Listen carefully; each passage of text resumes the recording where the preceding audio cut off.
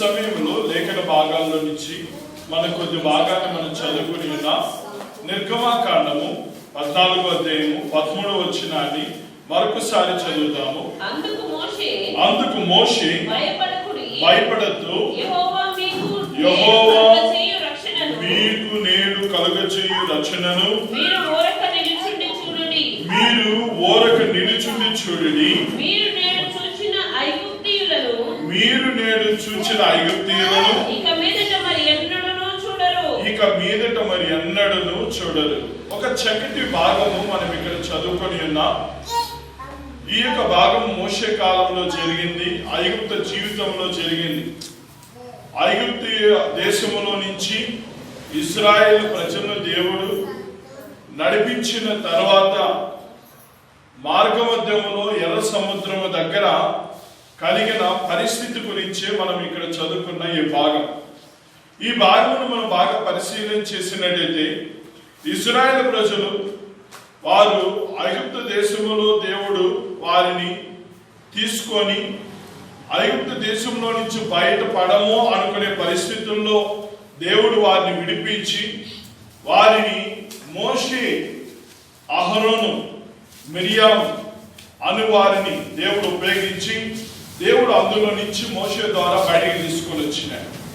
దేవుడు తీసుకొని వచ్చిన తరువాత ఇక్కడ ఎర్ర సముద్రము దగ్గర ఇక్కడ వారు ఏమైపోయినారో తెలుసా?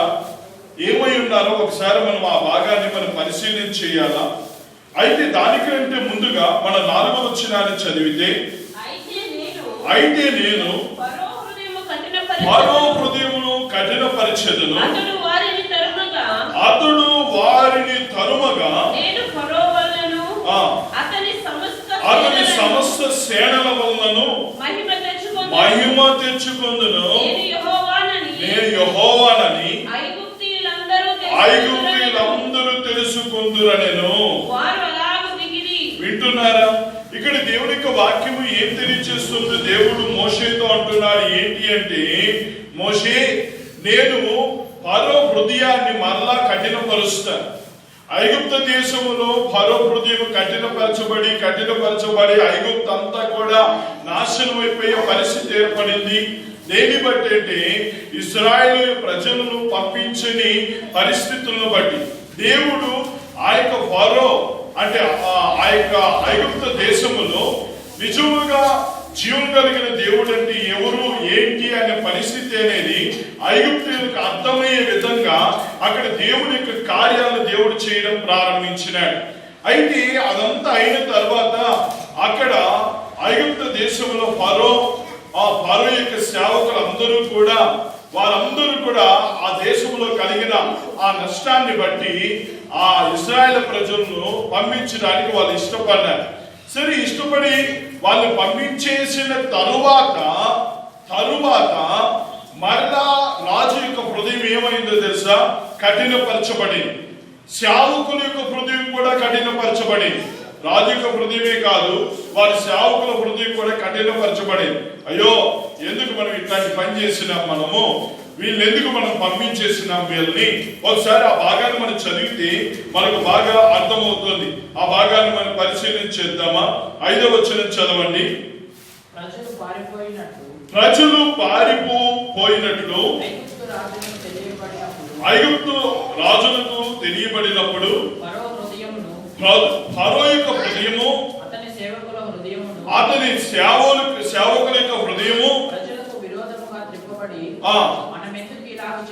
మనం ఎందుకు ఇలాగ చేసినాము, మన సేవలో ఉండకుండా ఇశ్రాయేలు ప్రజలను ఎందుకు పోనిచ్చినామని వాళ్ళలో వాళ్ళు చెప్పుకున్నారు. అయ్యా, ఎందుకు చేసినాం వీళ్ళని? వాళ్ళు మన దగ్గర ఉన్నప్పుడు వాళ్ళు మనకి ఎంతో సేవ చేస్తూ ఉన్నారు, వాళ్ళు పొలాల్లో పనిచేస్తూ ఉన్నారు, పెద్ద పెద్ద పనులన్నీ కూడా కఠినమైన పనులన్నీ కూడా వాళ్ళే చేస్తూ ఉన్నారు. అలాంటి పరిస్థితుల్లో వాళ్ళ ద్వారా మనం ఎంతో ఒక వృద్ధిలోనికి మనం వచ్చి ఉన్నాము అన్న విషయాన్ని వాళ్ళు గుర్తించి వారు ఏం చేసినారో తెలిసిన, వారు పంపించడం అనేది వారికి నష్టంగా భావించి మళ్ళా తిరిగి ఏం చేయాలనుకున్నారో తెలిసిన, వాళ్ళు మళ్ళా తిరిగి తీసుకొని వద్దామని అనిపించింది. రాజుగారి హృదయం కఠినమైంది, అలాగే ఆ సేవకుల యొక్క హృదయం కూడా కఠినమైంది. ఎప్పుడు ఒక విషయాన్ని గమనించాలా, దేవుని బిడ్డలు ఎక్కడ ఉన్నా కూడా అక్కడ ఆశీర్వాదమే. దేవుని ప్రజలు ఎక్కడ ఉన్నా కూడా అక్కడ ఆశీర్వాదమే. నిజంగా దేవుని యొక్క బిడ్డల విషయంలో దేవుడు ఒక ప్రత్యేకతను కలిగిన వాడిగా ఉంటాడు, ఒక ప్రత్యేకమైన దృష్టిని కలిగిన వాడిగా ఉంటాడు. ఇశ్రాయేలు ప్రజలను బట్టి నిజంగా చెప్పాలంటే, ఇశ్రాయేలు ప్రజలను బట్టి ఆ స్థలం ఐగుప్తు దేశం ఆశీర్వదించబడింది. ఆ దినాలలో యోసేపును బట్టి అక్కడ కరువు రాకుండా దేవుడు ఏం చేసినట్టు తెలుసా, కరువు అంతటి నుండి కూడా దేవుడు ఎవరిని బట్టి దేవుడు తప్పించినాడు, ఎవరిని బట్టి తప్పించినాడు ఆ దినాలలో చెప్పగలరా? యోసేపు ఆ స్థలములకు పోవడం బట్టియే కదా ఐగుప్తు దేశంలో కరువు లేదు. ఐగుప్తు దేశం మాత్రమే కాదు, చుట్టుపక్కల ఉండే వాళ్ళందరికీ కూడా ఆ దినాల్లో ధాన్యం లేకపోతే ఐగుప్తులో నుంచి కొనుక్కొని పోయి తిని బ్రతికినారు వాళ్ళందరూ కూడా. ఆ సందర్భంలోనే ఐగుప్తు దేశంలోనికి ఇశ్రాయేలు ప్రజలు, యాకోబు కానీ యాకోబు యొక్క పిల్లలందరూ కూడా ఐగుప్తు దేశంలోనికి యోసేపును బట్టి ఆ స్థలానికి వాళ్ళు వచ్చి ఉన్నారు. సరే, వచ్చిన తర్వాత ఇప్పుడంతా బాగానే ఉంది, ఆ దేశం అభివృద్ధి చెందింది. అభివృద్ధి చెందిన తర్వాత అక్కడ యోసేపును ఆ ప్రజలను ఎరుగున ఒక రాజు వచ్చినాడు. ఆ ప్రజల్లో కూడా గుర్తించిన ప్రజలు ఉన్నారు. అప్పుడే వాళ్ళకి కలిగింది ఏంటంటే, వీళ్ళని ఏ విధంగా చూడాలంటే మనం దాసులుగా చూడాలి. వీళ్ళని కఠినంగా మనము వీళ్ళ ఎడల వ్యవహరించాలి. అప్పుడే వారి ఎడల కఠినమైన వ్యవహారము ఎప్పుడైతే కలిగిందో, ఆ వ్యవహరించడం ప్రారంభించినారో అప్పుడే దేవునికి వాళ్ళు మొరపెట్టుకున్నారు. ఎప్పుడు వారు దేవునికి మొరపెట్టుకున్నారో అప్పుడే దేవుడు మోషేని దర్శించినాడు. మోషేని దర్శించి రప్పించి ఆ దేశం ఎంత అభివృద్ధిలోనికి వచ్చిందో అంత భయంకరమైన పరిస్థితికి దేవుడు ఏం చేసినాడు తెలుసా, దిగజారు చేసినాడు. అభివృద్ధి వచ్చింది ఎవరి వల్ల? అభివృద్ధి కలిగింది ఎవరి వల్ల? ఇశ్రాయేలు ప్రజల వల్ల. వాళ్ళని బట్టి అది అభివృద్ధి చెంది, మళ్ళా వాళ్ళని బట్టి ఏమైందో తెలుసా, ఆ దేశము పాడైపోయింది. కారణం ఏంటో తెలుసా, పాడు చేయాలన్నది దేవుని యొక్క ఉద్దేశం కాదు. పాడు చేయాలన్నది దేవుని యొక్క ఉద్దేశం కాదు. కానీ ఒకటేంటంటే, ఇశ్రాయేలు ప్రజలు వాళ్ళు ఎంతగా బాధ పెట్టినారో దేవునికి తెలుసు.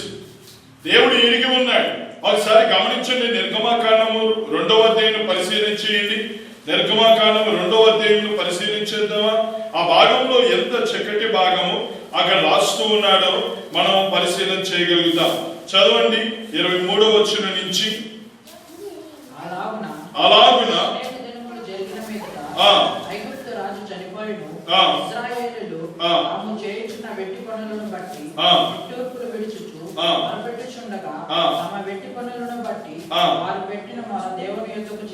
వెట్టి పనులు చేస్తూ ఉన్నారంట. వెట్టి పనులు చేసే స్థితిలోనికి వారిని తీసుకొని వచ్చినారు. అదే మనం నిర్గమకాండం 1వ అధ్యాయము 14వ వచనాన్ని కూడా పరిశీలన చేయండి. 13, 14 కూడా. ఇశ్రాయేలీయుల చేత ఐగుప్తీయులు కఠినముగా సేవ చేయించుకొనిరి. దేవుని ప్రజల చేత ఆనాడు ఐగుప్తీయులు ఏం చేసినారంటే తెలుసా, కఠినముగా చేయించుకున్నారంట. కఠినముగా, ఎట్లా కఠినముగా? దాని కింద వచ్చిన పరిశీలన చేయండి. వారు ఇశ్రాయేలు ప్రజల చేత చేయించుకొనిన ప్రతి పని కూడా కఠినమైన పని. వాళ్ళు ఎడల జాలి చూపించలా, కనికరము చూపించలా, వాళ్ళు బహుగా శ్రమ పెట్టినారు. అక్కడ రాయబడింది, వారి చేత చేపించుకున్న ప్రతి పని కూడా కఠినంగా ఉండిందట. ఏం పనులు అవి? చికట మట్టి పని, ఇటుకల పని, పొలంలో చేసే ప్రతి పని, దున్నే కాడి నుంచి, నాటే కాడి నుంచి, కలుపు తీసే కాడి నుంచి, తవ్వే కాడి నుంచి, అది ఏ ఏ పనులు ఉన్నాయో అన్ని పనులు కూడా ఎవరి చేత చేపించుకున్నారో తెలుసా? ఇశ్రాయేలు ప్రజల చేతనే కఠినమైన పనులన్నీ చేపించుకున్నారు. ఇవన్నీ దేవుడు చూసి ఊరుకో ఉంటాడా? బాగా అర్థం చేసుకున్నా.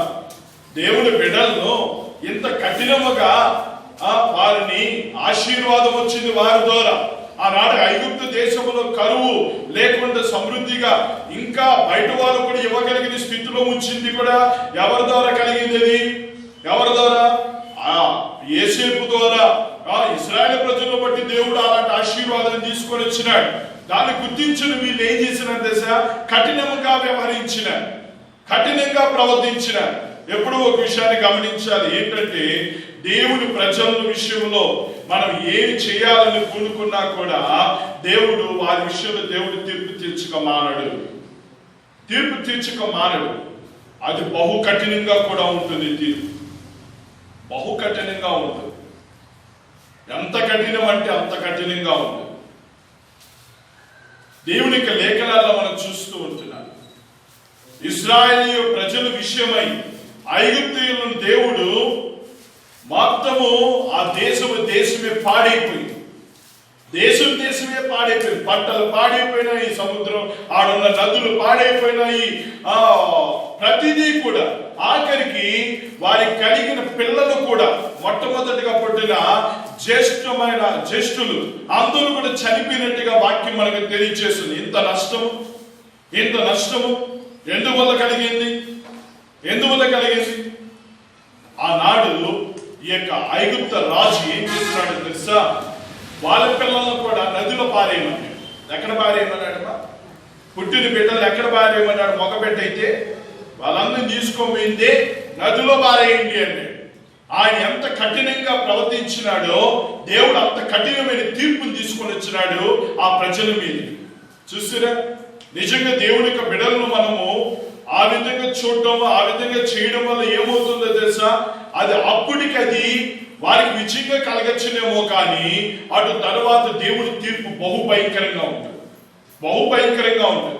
సరే, అది అలా ఉండిద్దాం. అయితే ఆ యొక్క ఐగుప్త దేశీయులు ఏం చేసినారో తెలుసా? అటు తర్వాత కూడా దేవుడు వాళ్ళ ఊరికే ఉండలేదు. మరలా వారు అంత నష్టమైన తర్వాత కూడా వాళ్ళని పంపించేసిన తర్వాత మళ్ళా వాళ్ళ హృదయం ఏమైందంట? కఠినపరచబడిందంట. వాళ్ళ సేవకులు అందరూ అనుకున్నారంట, అయ్యో ఎందుకు పంపించేసినాము, మనకి ఏమన్నా తెలివి లేదా, మన జ్ఞానం లేదా? వీళ్ళందరినీ పంపించేస్తే మనకి ఈ పనులంతా ఎవరు చేసేది? ఈ కఠినమైన పనులు ఇంకా మనమే చేసుకోవాలా? ఎవరు చేసుకోవాలా?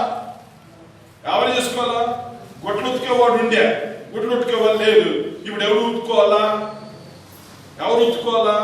మనమే ఉతుక్కోవాలా? ఇటుకలు పని చేసేవాడు ఉండే, ఇప్పుడు ఇటుకలు పని చేసేవాళ్ళు లేరు. ఎవరు ఇటుకలు కొయ్యాలా? మనమే కోసుకోవాలా? మడి చేసేవాడు ఉండే, చక్కగా వెళ్ళిపోయా. ఇప్పుడు ఎవడు మడుతున్నారా? మనమే దున్నుకోవాలి. పోరాని ఇదేం చాలా కష్టంగా ఉంది స్వామి, కాబట్టి వాళ్ళు ఎంత తిరిగి మళ్ళీ వెనక్కి తీసుకొని వద్దామని అనుకున్నారంట. ఏమనుకున్నారు? ఎట్ట తిరిగి వాళ్ళు మళ్ళీ వెనక్కి తీసుకొని వద్దాం. కఠినం అయిపోయింది హృదయం. రాజుగారు అందరూ కూడా మాట్లాడుకొని చాలా విలువైనవి, చాలా మంచివి అయిన రథాలు ఇంచుమించు 600 రథాలు తీసుకున్నారు. 600 రథాల్లో ఇంచుమించు 600 ప్రధానులు ఎక్కించుకున్నాడంట. ఒకసారి ఆ భాగాన్ని పరిశీలించేయండి. మనం చదువుకున్న ఆ భాగాన్ని పరిశీలించేయండి. ఎంత చక్కగా ఆ భాగం మనకు కనిపిస్తుంటున్నదో తెలుసా? చదవండి ఆ భాగమును. 6వ వచనం చదవండి. రథమును సిద్ధపరచుకొని మరియు శ్రేష్టమైన 600 రథములను ఐగుప్త రథములన్నిటినీ వాటిలో ప్రతి దాని మీద అధిపతులను తోడుకొని పోయిన. చూసిరా, ప్రతి దాని మీద అధిపతులను తోడుకొని అతను ఏం చేసినట్టు సార్? రథాలతో, ఎందుకంటే చాలా దూరం వెళ్ళిపోయినారు, వాళ్ళని ఎదుర్కొని ఎట్ట తిరిగి వాళ్ళు మళ్ళీ ఏం చేయాలనుకున్నారు? మళ్ళీ వెనక్కి తీసుకొని వద్దామని చేసింది. వాళ్ళ హృదయం కఠినమైపోయి అందరూ బయలుదేరితే ఈ బయలుదేరి వెళ్ళిన తర్వాత వీళ్ళు వెనక్కి తిరిగి చూస్తే ఇక్కడ ఐగుప్తీయులు వస్తా ఉన్నారు. ఎవరు చూస్తే? ఇశ్రాయేలు ప్రజలు చూస్తే. ఇశ్రాయేలు ప్రజలు ఈ విషయం చూసిన వెంటనే వాళ్ళు చేసిన ఒక చక్కటి పని ఏంటో తెలుసా? వాళ్ళు ఏం చేసినారు ఒకసారి చదువుదామా ఆ యొక్క భాగాన్ని. వాళ్ళు ఏం చేసినారు? ఆ యొక్క పరిస్థితిని మనం పరిశీలన చేసినట్టయితే 10వ వచనం చదవండి నాన్న. ఫరో సమీపించుచుండగా ఇశ్రాయేలీయులు కన్నులెత్తి ఐగుప్తీయులు తమ వెనుక వచ్చుట చూచి మిక్కిలి భయపడ్డారు. ఏమొచ్చింది వాళ్ళకు? మనకు ముందు వచ్చేది ఏంటంటే భయమే. ఏదైనా ఒకటి మనకి శక్తికి మించింది ఏదైనా అక్కడ జరుగుతూ ఉందంటే ఏం కలుగుతుంది? మొట్టమొదటి కలిగేదేంటి? భయము. పిల్లలు మొదలుకొని ఇంకొంచెం చచ్చిపోయి ముసలోని వరకు భయం. ప్రతి ఒక్కరికి భయం లేని వ్యక్తి ఉండడు సాధ్యమైనంత వరకు కూడా. హల్లెలూయా. ఇక్కడ భయాందోళన కలిగించే పరిస్థితి కనిపించింది. చూసి ఎనపక్క చూసి ఎవరు కనిపిస్తున్నారు? ఫరో రథాలతో పాటు తన జనంతో పాటు వస్తున్నాడు. ఏంటి అర్థం కాలేదు. వెంటనే వాళ్ళు చేసిన ఒక మంచి పని ఏంటో చదవండి. అక్కడ భయపడి యెహోవాకు మొరపెట్టిరి. దేవునికి స్తోత్రం కలుగును గాక. హల్లెలూయా. వాళ్ళు ఏం చేసినారంట? అక్కడ దేవునికి మొరపెట్టుకున్నారు. అయ్యా, ఏంటి ఇది పరిస్థితి? ఐగుప్తు దేశంలో నుంచి బయటికి తీసుకొని వచ్చినావు. అయితే ఈ స్థలానికి వచ్చిన తర్వాత ఎర్ర సముద్రం ముందుంది. వెనక చూస్తే ఏమో సైన్యము, శత్రు సైన్యం వెనపక్కేమో నిలబడి గొప్ప సైన్యం వచ్చింది. ముందుకు పోదామంటే సముద్రము, వెనక చూడాలంటే వీళ్ళు ఏం చేసేపోతారో, ఈ దెబ్బతో ఎక్కడున్న మనల్ని అందరినీ చంపేపోతారేమో అనిసింది. వాళ్ళు చాలా భయపడుతూ ఉన్నారు. చూడండి, ఆ భయమును వాళ్ళు ఏం చేసినారట? ప్రార్థన చేసినారు. హల్లెలూయా. బాగా అర్థం చేసుకున్నాము. ప్రార్థన చేసినప్పుడు మనం ఎలా ఉండాలి చెప్పండి? దేవుని బిడ్డలుగా ప్రార్థన చేసి మనం ఎలా ఉండాలి? నిబ్బరము కలిగి ఉండాలి. ఏం కలిగి ఉండాలి? నిబ్బరము కలిగి ఉండాలి. కొన్ని సందర్భాలు మనం ప్రార్థన చేస్తాం కానీ అనుమానిస్తాం. ప్రార్థన చేసిన తర్వాత మనం దేని కొరకు ప్రార్థన చేస్తామో దాని విషయంలో కూడా మనము ఏం చేస్తూ ఉంటాం తెలుసా? అనుమానిస్తూ ఉంటారు. నిజంగా దేవుడికి మనం ప్రార్థన చేస్తే ఎలాంటి కార్యమైన దేవుడు చేయడానికి శక్తిమంతుడు. మనం ప్రార్థన చేసిన ప్రార్థన మనం ఎందుకు అనుమానిస్తాం? మనం అనుమానించకూడదు ఎప్పుడు కూడా. మనం ప్రార్థన చేసిన దానిని మనం విశ్వసించాలి. వీళ్ళు విశ్వాసములో వాళ్ళు ప్రార్థన చేసినారా? దానిలో ప్రార్థన చేసిన దాన్ని నమ్మి వాళ్ళు స్థిరంగా నిలబడినారంటే ఇశ్రాయేలు ప్రజలు అలా నిలబడలేదు. చూడండి, దాన్ని పరిశీలించండి. వాక్యాన్ని పరిశీలన చేసినట్టయితే అక్కడ రాయబడింది 11వ వచనం చదవండి. మోషేతో ఆ ప్రజలు అంటున్నారు, ఐగుప్తులో సమాధులు లేదని ఈ అరణ్యంలో చచ్చేదానికి మమ్మల్ని రప్పించిందిగా. మోషే నీవు అరణ్యంలో చావటానికి అయ్యా. ఐగుప్తు దేశంలో సమాధులు లేవా? ఐగుప్తు దేశంలో స్థలాలు లేవా చచ్చిపోతే పూడ్చిపట్టు పెట్టడానికి? కానీ ఇక్కడికి తీసుకొని వచ్చి ఇక్కడ చావడం ఏంటయ్యా? ఇదేంటి విచిత్రంగా ఉంది ఇది అని చెప్పి మోషేతో అంటూ ఉన్నాడు. ఇప్పుడు చెప్పండి, బాగా అర్థం చేసుకున్నా. మోషే ఆయన తీసుకొని వచ్చినాడు ఈ స్థలానికి. ఎవరు తీసుకొని వచ్చినారు? ఎవరు తీసుకోమన్నారు? ఎవరు విడిపించమని చెప్పినారు? బాగా అర్థం చేసుకోవాలి. ఎవరు విడిపించమన్నారు? మనం 2వ అధ్యాయంలో చదువుకున్నాం. అయ్యా, మా పరిస్థితి ఎట్టుందయ్యా, మా బతుకెట్టుంది అంటే దేవుడు చూచి వారి మీద లక్ష్యం ఉంచి దేవుడే వారిని విడిపించి తీసుకొని వచ్చినాడు. విడిపించి తీసుకొని వచ్చే దానిలో ఒక సాధనముగా, ఒక నాయకుడిగా దేవుడు ఒక మోషేని ఏర్పాటు చేసుకున్నాడు. అంతే. అక్కడ మోషే ఐగుప్తు దేశంలో నుంచి ఇశ్రాయేలు ప్రజలను నడిపించినా. ఎవరు నడిపించినారు? మోషే చేత దేవుడు నడిపించినాడు. మోషేకు దేవుడు తోడుగా ఉండి దేవుడు ఐగుప్తు దేశంలో నుంచి ఇశ్రాయేలు ప్రజలను నడిపించినాడు. అయితే వీళ్ళు ఏమంటున్నారు తెలిసి ఈ స్థలానికి వచ్చిన తర్వాత ఆ భాగాన్ని పరిశీలన చేయండి. 12వ వచనం చూద్దామా? మా జోలికి రావద్దు మోషే, ఐగుప్తులకు దాసులు మొగుదుమని ఐగుప్తులో మేము నీతో చెప్పిన మాట ఇదే కదా.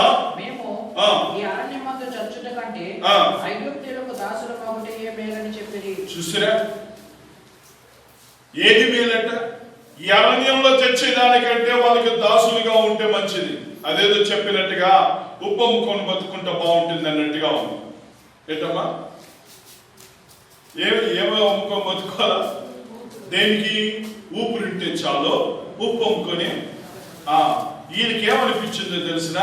బతుకుంటే చాలు, బ్రతుకుంటే చాలు, ఆడు ఎంత కష్టమైనప్పుడు అనుభవించవచ్చు. ఇక్కడ చచ్చేదానికంటే వాళ్ళకి మేము దాసులం అయిపోతాం. మా జోలికి రావద్దు. ఎవరి జోలికి రావద్దు? మా జోలికి రావద్దు. ఒక విధంగా చెప్పాలంటే వీళ్ళే దేవుణ్ణి అడిగినారు, అయ్యా మమ్మల్ని విడిపించండి. విడిపించండి అంటే నాయకులను పంపించినాడు. నాయకులను పంపించి దేవుడు విడిపించి బయటికి తీసుకుని వచ్చినాడు. బాగా అర్థం చేసుకున్నాను.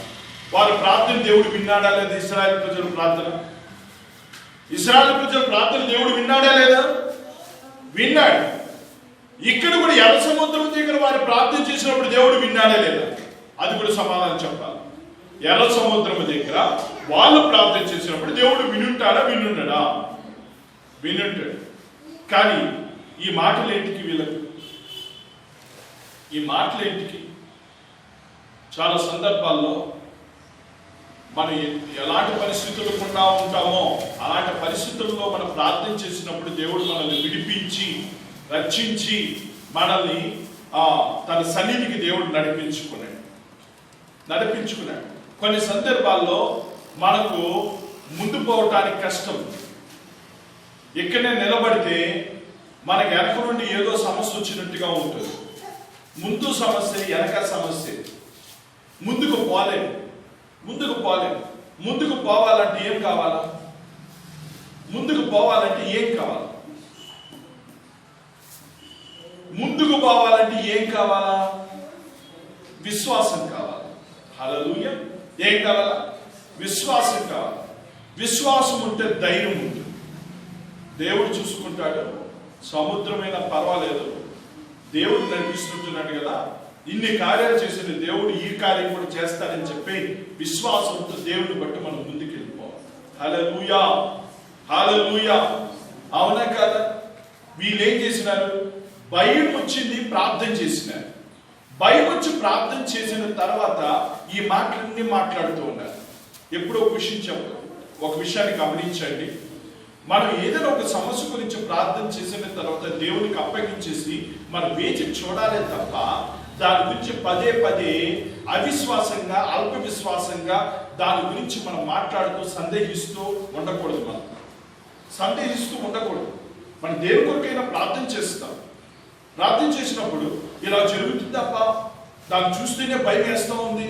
కొన్ని సందర్భాల్లో మనుష్య రీతిగా మనం మాట్లాడుతూ ఉంటాం. ఎప్పుడు మనము అలా మాట్లాడకూడదు. దేవుని యొక్క బిడ్డలు మన విశ్వాసం కలిగిన వ్యక్తులుగానే మనం ముందుకెళ్ళాలి. కానీ మన ప్రయాణంలో అవిశ్వాసం అనేది ఎప్పుడు రాకూడదు, అధైర్యం అనేది ఎప్పుడు రాకూడదు. ఎందుకో తెలుసా? దేవుడు మనకు పిరికితనం కలిగిన ఆత్మనివ్వలేదు, కానీ ఇంద్రియ నిగ్రహ శక్తి కలిగిన ఆత్మని దేవుడు మనకి ఇచ్చి ఉన్నాడు.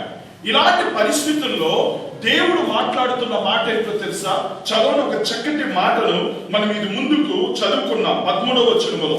అలాంటి సందర్భంలో మోషే అంటున్నాడు, భయపడకుడి, యెహోవా మీకు నేడు కలగజేయు రక్షణ మీరు ఓరక నిలుచుండి చూడండి.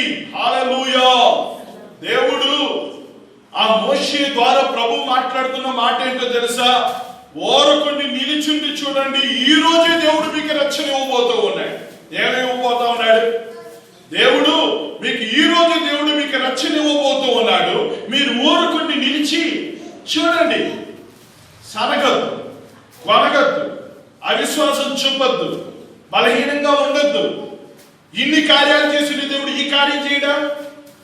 ఇన్ని కార్యాలు చేసిన దేవుడు ఈ కార్యం చేయడా? ఐగుప్తు దేశంలో నుంచి కఠిన దాసత్వం నుంచి విడిపించిన దేవుడు, పాపము నుండి విడిపించిన దేవుడు, శాపము నుండి విడిపించిన దేవుడు, తన అమూల్యమైన రక్తం చేత మనల్ని కడిగిన దేవుడు, మనల్ని ఇంత దూరం నడిపించిన దేవుడు, ఇది ముందు కూడా నడిపించిన దేవుడు. ఇది ముందు కూడా నడిపించిన. కొంతమంది నాకు ఫోన్ చేసి చెప్తూ ఉంటారు, బ్రదర్ భలే శ్రమలుగానే బ్రదర్ మా కుటుంబంలో, భలే కష్టాలుగానే బ్రదర్ మా కుటుంబంలో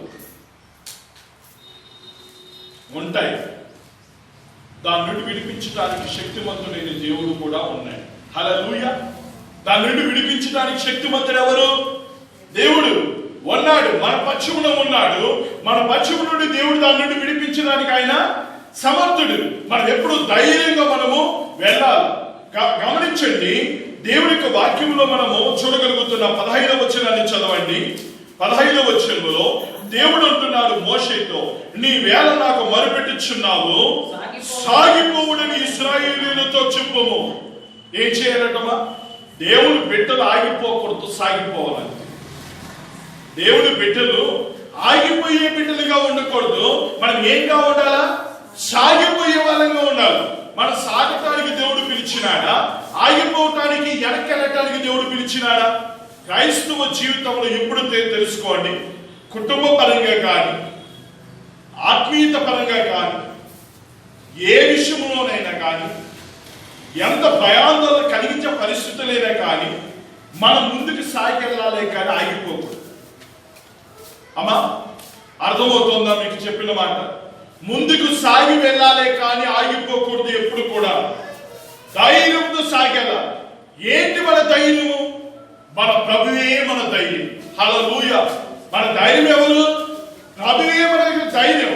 దేవుడే మనల్ని చక్కగా ముందుకు తీసుకొని వెళ్తాడు. కొన్ని సందర్భాల్లో ఓసారి కొంతమంది తల్లిదండ్రులు అనుకుంటూ వస్తారు, పిల్లలేమో పెద్దోళ్ళు అయిపోయినారు, ఆడపిల్లలు, వీళ్ళకి వివాహం ఎంత చేసేది, వివాహం అంటే ఈ దినాల్లో చిన్న విషయం అయింది, చాలా పెద్ద విషయము, కొన్ని లక్షలు ఉండాలా, మనం లేకపోతే ఏ విధంగా వివాహం చేయగలము అని చింతపడుతూ ఉంటారు. వారితో కూడా ప్రభు మాట్లాడుతున్న మాట ఏంటో తెలుసునా? ప్రభువు మన ముందు నడిపించేవాడు ప్రభువు కానీ మనం కాదు. హల్లెలూయా. ఎవరు నడిపిస్తారు? ప్రభువు నడిపిస్తాడు. నీకు ఎలాంటి పరిస్థితి అయినా ఆ సమయంలో దేవుడు విడిపించడానికి, తప్పించడానికి సమర్థుడు. ఒకే ఒక రాత్రి సముద్రములో ఉంటున్న నీళ్ళంతటినీ కూడా దేవుడు ఏం చేసినాడమ్మా? ఆరిపోచేసినాడు. ఏమా, సముద్రంలో నీళ్లు ఆరిపోవడము అంత తేలిక కాదు. కానీ వాక్యం చెప్తుంది, సముద్రములో నీళ్లను ఆరిపోచేసి ఆరినే నేలగా చేసి వారికి పోయే దారి ఇచ్చిందంట సముద్రం. హల్లెలూయా. వారికి పోవటానికి దారినిచ్చిందట సముద్రం. వాక్యం సెలవిస్తూ ఉంటున్నది. దేవుని నామానికి మహిమ కలుగును గాక. హల్లెలూయా. ఆ భాగాన్ని పరిశీలించి 16వ వచనము, నీవు నీ కర్రనెత్తి ఆ సముద్రపు వైపు చేయి చాపి దాని పాయలుగా చేయుము. అప్పుడు ఇశ్రాయేలీయులు సముద్రము మధ్యలో ఆరిన నేల మీద నడిచిపోవుదురు. చూసిరా, ఆరిన నేల మీద నడిపిస్తానయ్యా, నువ్వు కట్టి చాపు, నువ్వు చాలు సముద్రాన్ని నేనేం చేస్తాను తెలుసా? పాయలుగా చేస్తాను అన్నాడు. దేవుడు చెప్పినట్టుగాని సముద్రం వైపు కర్ర ఎత్తగాని ఏమైపోయిందో తెలుసా? సముద్రం పాయలైంది. సముద్రం పాయలైంది. ఇది వినటానికి ఏ విధంగా ఉంటుంది? నమ్మశక్యంగా ఉంటుందా? వినటానికి నమ్మశక్యంగా ఉంటుందా? కొన్ని నమ్మశక్యంగా ఉండవు. దినాల్లో ఒక కుటుంబ సమస్య తీర్చడానికి కొరకై, సమాధానపరచడానికి కొరకై మమ్మల్ని పిలిస్తే మేము వెళ్ళాం. ఈ వారంలోనే సరే మేము అక్కడికి వెళ్తే ఆ సమస్య చాలా పెద్దది, చిన్న సమస్య కదా, చాలా పెద్దది. చిన్న మాటలతో ఎత్తుకొని ఆఖరి కొట్టుకునే పరిస్థితి వచ్చింది. అయితే ఎవరు కొట్టుకోలేదు, పరిస్థితి ఆ వరకు వచ్చింది. అప్పుడు మాకే అనిపించింది ఏంటో తెలుసా? ఇది మనం తీర్చలేము. వారిలో వచ్చిన ఒక వ్యక్తి అంటున్నాడు, ఇంకా పెద్దోళ్ళు ఉన్నారు, పోలీస్ స్టేషన్లకు లేకపోతే కోర్టులకు వెళ్ళాలా అని మాట్లాడినాడు. అప్పుడు నేను నిలబడుకొని ఉండగా గోడ మీద ఒక వాక్యము, చాలా ఉన్నాయి కానీ దేవుడు ఒక వాక్యాన్ని చూపించాడు. ఆ వాక్యం ఏంటో తెలుసా? మీరు సంతోషముతో బయలు వెళ్ళుదురు అనే వాక్యము గోడ మీద ఉంది. అప్పటికి వీళ్ళు కొట్టాడుకుంటా ఉన్నారు. సంతోషంతో బయలు వెళ్ళడం ఏంటి? దేవుడు ఏమో చేయబోతున్నాడు. వెంటనే కొట్టాడుకునే సమయంలోనే సేవకురాలకు చెప్పినా, వీళ్ళు ఇట్ట కొట్టాడుకుంటున్నారు కదా, దేవుడు నాతో అంటున్నాడు సంతోషంతో బయట వస్తానంటున్నాడు, దేవుడు ఏమో చేయబోతుంటున్నాడు, కొమ్ముడు కూర్చుందామని చెప్పేసి అందరిని లోపల కూర్చొని, బయట పోయి కొట్టాడుకుంటారంటే అందరిని లోపల కూర్చొని పెట్టి కొమ్ముడు కూర్చున్న కొంచెంసేపటి కదా అంత సద్యమీనం అయిపోయి సమాధానం విప్పి ఎవరు పట్టుకోలేదు. మళ్ళా భార్య భర్తలు ఇద్దరు కలిసిపోయినారు. కోర్టు అనుకున్నారు, పోలీస్ స్టేషన్ అనుకున్నారు, తెల్లారైతే పోలీస్ స్టేషన్లో ఉండాలనుకున్నారు. అంత భయంకరమైన పరిస్థితి వచ్చిన వాళ్ళు కొంచెంటికంత ఏమైపోయిందో తెలుసా, అంత సత్యమని అయిపోయి అందరూ సంతోషంగా ఎవరు పాటుకోవాలి వెళ్ళిపోయినారు. చూస్తే అసాధ్యమైనది లేదు ప్రభుకు. సముద్రమును పాయలుగా చేయి కర్ర అయితే చూపిస్తా ఉన్నాం, కానీ ఏమైపోయింది ఇది? మాకు అనిపించింది ఆ రాత్రి, ఏమనిపించింది తెలుసా, ఇది అసాధ్యం ఆయన, వీళ్ళు కలిసేది లేదు, ఈ కుటుంబం ముందుకు పోయేది లేదు అనిపించింది. ఎవరికో కాదు, నాకే అనిపించింది. ఎందుకంటే సిచ్యువేషన్ అంతగా భయంకరంగా కనిపిస్తుంది. అక్కడ అంత భయంకరంగా కనిపించే దానిని ప్రభు ఏం చేయగలిగినాడు? ఏం చేయగలిగినాడు? సమాధానపరచగలిగినాడు. ప్రభు సర్వశక్తి కలిగిన వాడు. యెహోవాకు అసాధ్యమైనది ఏదైనా ఉన్నదా? ఏదీ లేదు. అక్కడ ఎర్ర సముద్రం పాయలుగా చేసి ఆరిన నేల మీద దేవుడు నడిపించినాడు. వాళ్ళని అంత దూరం విడిపించి అక్కడ చంపడానికి దేవుడు తీసుకొని రాలేదు. వారి ముందు దేవుడు అద్భుతం చేయాలనుకున్నాడు. దానిని తెలుసుకోలేకుండా పోయినారు ఇశ్రాయేలు ప్రజలు. కొన్ని సందర్భాల్లో మన అడుగున కూడా కలిగే శోధన కానీ శ్రమలో కానీ దేవుడు మన కళ్ళ ముందర అద్భుతాలు చేయాలనుకుంటాడు. ప్రతి క్రైస్తవులు ఈ దినం మనం తెలుసుకోవాల్సిన విషయం ఏంటో తెలుసా, మన ముందు ఎంత గొప్ప శ్రమ వచ్చినా కూడా ఆ శ్రమను దేవుడు ఆశ్చర్యమైన రీతిలో దేవుడు విడిపించి మన ముందు తన ఆశ్చర్యమైన కార్యాలు చూపించాలని ప్రభు ఇష్టపడుతూ ఉంటాడు. కొన్ని కుటుంబాలు విడిపోయి ఉంటాయి, ఇంకా లేదనుకుంటూ ఉంటాం, కానీ ఆ కుటుంబాన్ని దేవుడు మళ్ళా సమకూరుస్తా ఉంటాడు. హల్లెలూయా. ఇంకా లేదు, కరెక్ట్గా ఇంకా ఆపరేషన్ చేసేసింది అనుకుంటూ ఉంటాం. బాగా అర్థం చేసుకున్నా, ఆపరేషన్ చేయకపోతే ఇంకా కుదరదు అనుకుంటా. ఆపరేషన్ లేకుండానే దేవుడు ఏం చేస్తాడు తెలుసా, స్వస్థతని ఇచ్చేస్తూ ఉంటాడు. హల్లెలూయా. అద్భుతం జరుగుతూ ఉంటాయి. కాబట్టి ఈరోజు ప్రభు మనతో మాట్లాడుతున్నాడు. ఆ ఎర్ర సముద్రమును పాయలుగా చేసినాడు. పాయలుగా చేసిన తర్వాత ఆరిన నేలని ఇశ్రాయేలు ప్రజలు నడిచినారు. వారు నమ్మలేదు. ఆరిన నేలలో సముద్రంలో నడుస్తామన్న నమ్మకం వాళ్ళు అస్సలు లేనే లేదు. ప్రార్థన చేయలేదా? ప్రార్థన చేసినారు, కానీ వాళ్ళు విశ్వాసం లేదు. అయినా వారిని దేవుడు ఏం చేసినాడు తెలుసా, ఆరిన నేలను నడిపించి ఆ ఎర్ర సముద్రంలో దాటించినాడు. Praise lord. హల్లెలూయా. అయితే దేవుడు ముందుగా ఒక విషయం చెప్పినాడు, ఇది ముందు చూసిన శత్రువులు ఇక నుంచి మీరు చూడరు, ఇక మీరు ఎన్నడూను చూడరు అన్నాడు.